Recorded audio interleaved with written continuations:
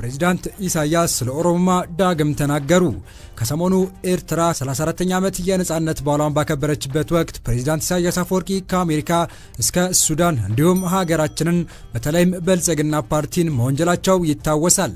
ፕሬዝዳንቱ በንግግራቸው ወቅት ኢትዮጵያን የሚመለከት ካነሱት ጉዳይ አንዱ ስለ ኦሮሞማ እንደነበር የሚታወቅ ሲሆን ንግግራቸውም በኦሮሞ ማህበረሰብ ዘንድ ቁጣን መቀስቀሱ ይታወሳል። ታዲያ ይሄ በመላው ኢትዮጵያውያን ዘንድና በተለይም በኦሮሞ ማህበረሰብ ዘንድ ከታየ ደንዳ እስከ ጀዋር መሐመድ መነጋገሪያ ስለነበረው ኦሮሞማ ሌላ መረጃ አዲሱን የህወሓትና የሻዕቢያን ግንኙነት አቀጣጣይ ሰው ስታሊን በኩል ይፋ ተደርጓል።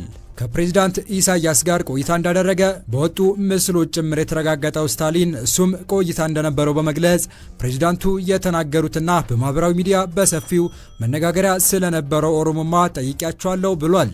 እሳቸውም የኔ ሐሳብ ወደ ሌላ ተተርጉሟል በማለት ገልጿል ሲል ስታሊን ተናግሯል። ፕሬዝዳንቱ በዚህ ምላሻቸው ከነ ሌንጮ ለታና ዲማናጎ ካሉ የቀድሞ ፖለቲከኞች ጋር አብረን ሰርተናል። የኔ ሐሳብ ቋንቋው ላልተገባ ዓላማ ውሏል። ኦሮሞነት ማለት ኤርትራዊነት፣ ትግራዊነት ማለት ነው። ግን ደግሞ ኦሮሞነት ላልተገባ ፖለቲካ ውሏል የሚል ነው ማለታቸውን ተናግሯል።